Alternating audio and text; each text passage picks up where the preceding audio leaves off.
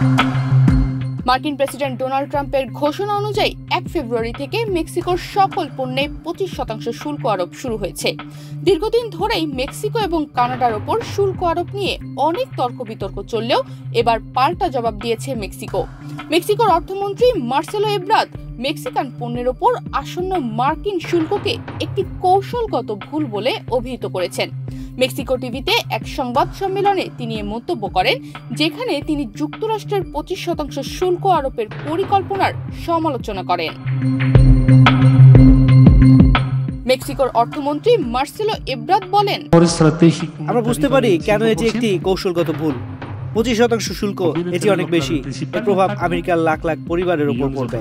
ফলে দাম বাড়বে টেলিভিশন, কম্পিউটার স্ক্রিন এবং ল্যাপটপের মতো পণ্যের। মেক্সিকো যুক্তরাষ্ট্রের প্রধান গাড়ি ও গাড়ির যন্ত্রাংশ সরবরাহকারী, তাই শুল্ক বাড়ানোর ফলে গাড়ির দাম ও ব্যবহারের খরচ অনেক বেড়ে যাবে।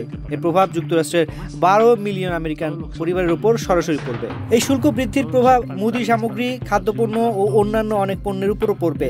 এর ফলে ফলমূল, শাকসবজি, মাংস এবং বিয়ার সহ সবকিছুর দাম বেড়ে যাবে। যুক্তরাষ্ট্রের যে কোনো সুপার মার্কেটে গেলেই 25% বেশি দামে এসব পণ্য ক্রয় করতে হবে। জানুয়ারি মাসের শেষ দিনই ট্রাম্প প্রশাসন ঘোষণা দিয়েছিল তারা 1 ফেব্রুয়ারি থেকে মেক্সিকো থেকে আমদানি করা পণ্যের ওপর এই শুল্ক কার্যকর করবে।